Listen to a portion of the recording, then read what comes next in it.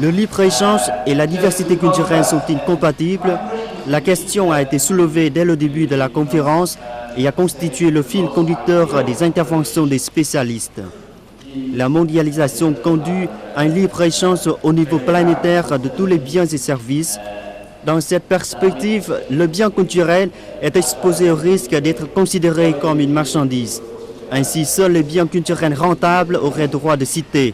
Pire, la mondialisation tend déjà à une certaine hégémonie culturelle, de quoi s'inquiéter pour l'identité culturelle de chaque peuple dans le monde. Dans ce contexte, les instruments juridiques internationaux forts seront extrêmement importants dans la protection de la diversité culturelle.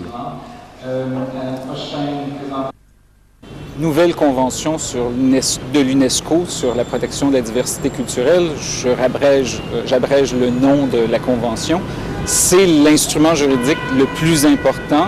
Il vient tout juste d'être adopté par l'UNESCO le 20 octobre dernier. Alors, c'est vraiment l'instrument juridique le plus impressionnant qui a été mis à jour jusqu'à maintenant. Alors, si on compare avec ce qui existait dans le passé, il existait des déclarations. Bien sûr, il y a des conventions internationales, il y a plusieurs conventions internationales qui protègent la propriété intellectuelle, mais disons que sur l'affirmation du principe de la protection de la diversité culturelle, c'est vraiment cette nouvelle convention qui est la plus importante. Il existe au Vietnam 54 ethnies. Le pays possède donc un patrimoine culturel riche. L'adhésion du Vietnam à l'OMC qui pourrait se produire l'année prochaine l'expose à une libéralisation du commerce effrénée. Par conséquent, la préservation et la promotion de l'identité culturelle se posent au Vietnam comme un besoin en soi.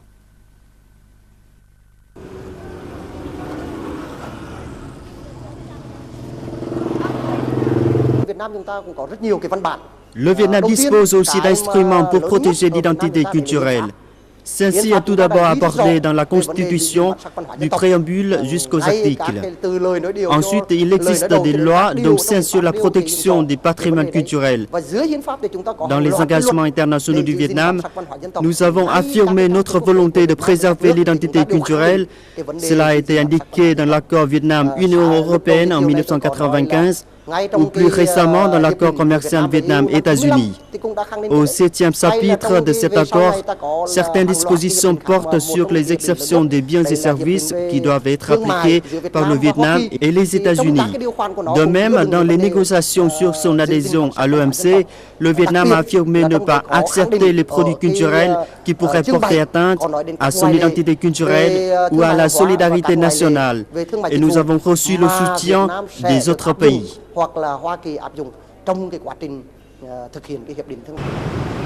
Le Vietnam est membre de l'ONU, de l'UNESCO, de la francophonie et de beaucoup d'autres organisations internationales. Les opinions du pays dans la protection de la diversité culturelle sont largement soutenues au sein de ces organisations, ce qui, selon les participants à la conférence, devrait offrir de grandes possibilités à la coopération internationale en matière juridique dans la protection de la diversité des expressions culturelles. Cette coopération pourrait se traduire par des échanges de documents, de cadres et d'expériences.